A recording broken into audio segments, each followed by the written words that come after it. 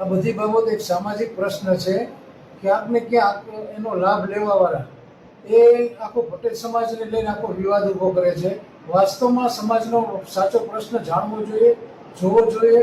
4 વર્ષથી જે વસ્તુ હાલતી હોય અત્યારે ચૂંટણી ટાણે કેમ, તો ભારતીય જનતા પાર્ટીને બદનામ કરવા માટેની કોઈ સાજિશ છે.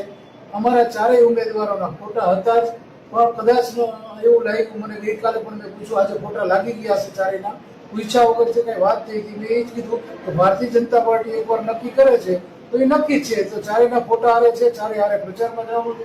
એ ઓલા વિસ્તારમાં ઓલા 3 લોકો પ્રચારમાં ગયા હતા ગઈકાલે, એવું મને જાણવા મળ્યું છે. આજે મેં એને સૂચના આપી દીધી છે. અહીંયા પણ 4 લોકો આજે પ્રચારમાં જવાના છે રાત્રે. અને આમાં કોઈ બીજો અમારા માર્ગ તરફથી કોઈ છે નહીં. જે સામેવાળાને જેને કઈ તકલીફ હશે તો આ સમાજનો પ્રશ્ન છે, સમાજ રીતે બતાવશે. હું વિનુભાઈ અઘારા આજે પ્રદેશ મહામંત્રી એક દવે સાહેબ અને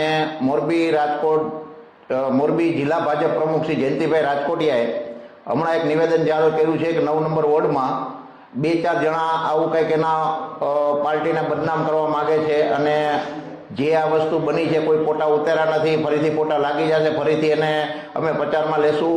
તો મારે એટલું જ કહેવાનું છે પાટીદાર સમાજને કે એ લોકો એમ કહે છે પાર્ટી મહાન છે, પાટીદાર સમાજ મહાન નથી અને આવા 2-4 બોલતા હોય તો મારે જયંતિભાઈ રાજકોટિયાને વિનંતી કરવી છે અને અપીલ કરવી છે કે આ એક દીકરીનો પ્રશ્ન છે. 4 વર્ષથી તમે જ કહો છો સળગે છે, તમે જ બોલો છો 4 વર્ષથી આ છે, તો તમને એ ખબર પડવી જોઈએ 4 વર્ષથી જે દીકરી પીડાતી હોય ને પીડા શું હોય, એના મા બાપો શું વીતતી હોય. અને આજે અમને કહો છો કે આ 4-5 જણા આવું કરે છે, આ અમે એ નથી કરતા, અમે સમાજનું કામ કરી છીએ અને પાટીદાર સમાજમાંથી ભારતીય જનતા પાર્ટી બની છે. ભારતીય જનતા પાર્ટીમાંથી પાટીદાર સમાજ નથી બન્યો.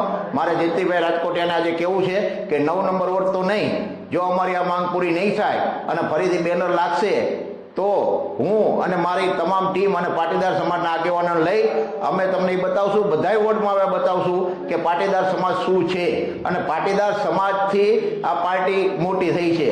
તમને ખ્યાલ હોય કે ન હોય પણ હું એટલું કહું છું કે આવનારા મતદાનને દિવસે અને બીજે જ દિવસે મતપેટીઓ ખુલે ત્યારે તમે જોજો કે પાટીદાર સમાજ શું છે, પાટીદાર યુવાનો શું છે. હવે પાટીદાર સમાજના યુવાનો બાબુડા બનવા નથી. અમે અનામત આંદોલનમાં પણ અમે જતા અને હજી પણ જો અમારા આંદોલન એક દીકરી માટે કરવું પડશે તો અમે કરીશું. અને ભાજપના જે અલ્પેશ કથેરિયા બધા દીકરી બચાવો ના અંતે નારા દે છે. હવે આવે મોરબી અલ્પેશ કથેરિયા આ દીકરીને બચાવવા, મોરબી મોટા મોટા ભાષણ કર્યા છે.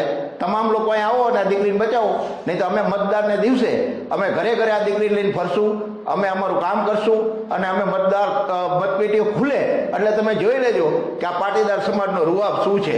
એ તમે 2015 ભૂલી ગયા લાગો છો. જય ભારત, જય